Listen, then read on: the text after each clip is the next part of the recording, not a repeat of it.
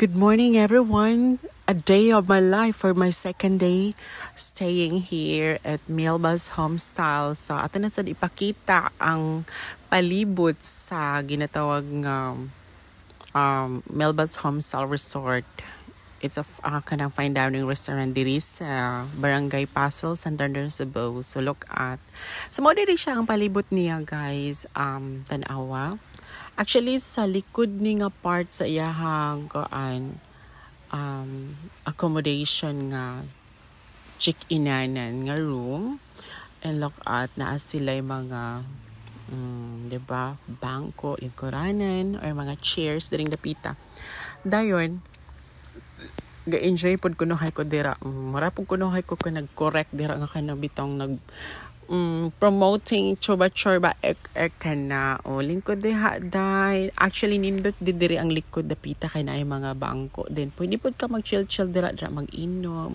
Og sugdan na to ang salida o rampayot wearing with red bra and black panty. Kuya Juan.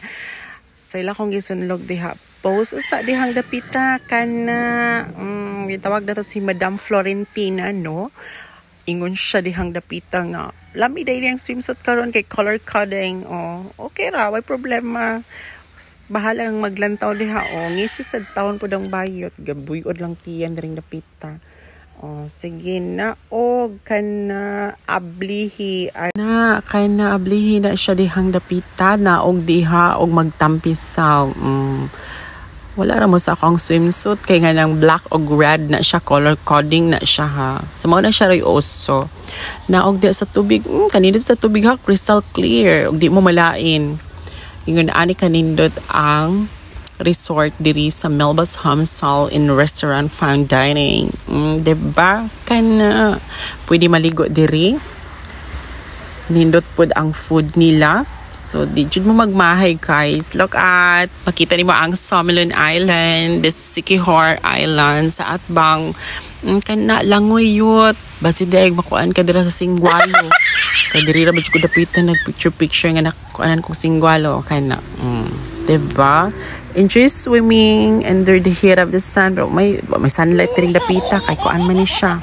May init.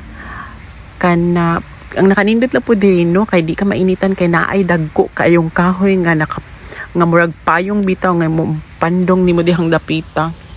So landong ra, layo ra kay ka sa gintawag na sunburn. And look at the view. So agto na po ta sa Pika side. This is the right side of the resort. So mo ni siya naagi po siya duyan dihang dapita. And duyan good in the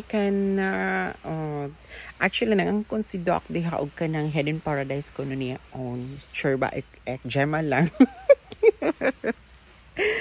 Dayon barog naog na diha agto na dito sa Pikas kana.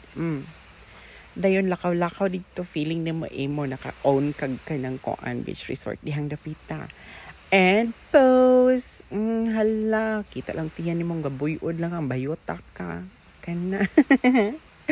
Lakaw feeling sexy kuno hay wala siya kabalo nga color coding ihang swimsuit dihang dapita. Pag-enjoy lang. Dayon tan-awa na siya mga lumot pero kay virgin man ang dagat actually na pero white sand good siya nindot kay tanan. Diba? Pose diba? Biba dihang ilok dalagom lang agi kana sige pak katawa bisag ka ng kuan di kabalo mo ba siya ering kanding diba? Kahuman mga onami o mao na ilang food delicious kilang food actually.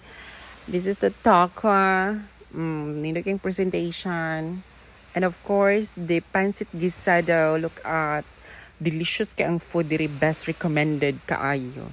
So mao na siya ang likod namo dihang dapita tanawa. Mga onami kay gigutom na mga bayot. Gikan naligo ana pag rice gyud para guba imong diet dira borot ng tiyan. Diba?